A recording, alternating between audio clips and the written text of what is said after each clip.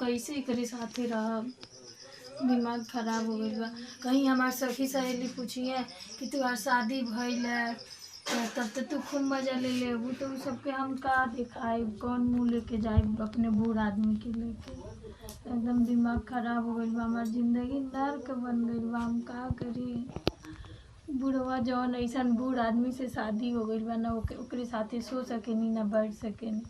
इतना हमार भरल जवानी गदराइल जवानी सब बेकार हो जाई। हम बुढ़वा के साथे हम नहीं रहल चाहती। बुढ़वा कही कि चले यहाँ चले के वहाँ चले के घुमावे के, चार जनी वे के ली के साथे में जाए तो चार जनी के कैसे मुँह दिखाए, हमार कितना बदनामी हुई। सब कोई कही का हो गुंजा कैसन मेरा कैसन मर्दे से शादी कैले हो बूढ़ आदमी से। एकदम हमार दिमाग खराब हो गई।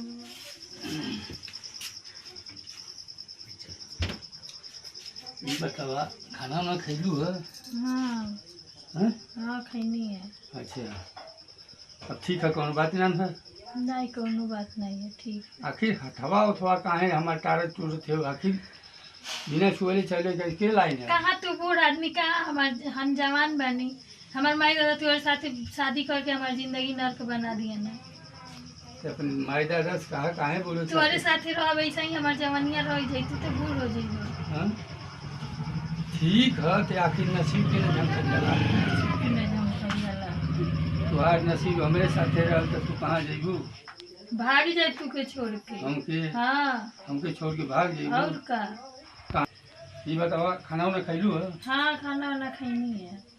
तो काहे हमारा हथवा टारत टूट थे? तो आखिर कटारी ने बूढ़ आदमी से हमार माई बाप बियाह कई के हमार जिंदगी बूढ़ नर्क। हई? बूढ़ नहीं बाट, अरे मन तोले पाकल दाढ़ी पाकल मूछ। अंजाद लेला। हाँ हाँ। कान जात ले ली, देखत है कि तू बूढ़ भगत हो। देखत के न बूढ़ हई, लाइन अबिन बराबर आवेले।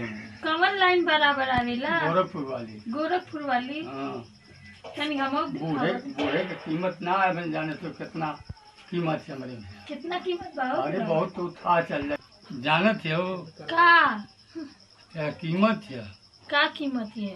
अरे हमारे में कीमत है। ऑनलाइन गुड ये ऑनलाइन गोल्ड का होता है? सामने आई, तनी बतावा का होला। देखा मौका वाला तो बताई ना। कम मौका आई हमके अब जाने के बाद तो जान लाए अब तो बता दे ना। ये हमके देखल चाहती हो तुम? हाँ हाँ हाँ तो चला देख ला। कैसे कैसे? ऐसे ही देखल जाए। तू हमके आजमावल चाहती हो? हाँ आजमावल चाहत है। चला देखा बुढ़वा में कितनी कीमत है। हाँ ठीक बा, चलो देखावा। चला चला सुता देखा देते बुढ़वा पावर बुढ़वा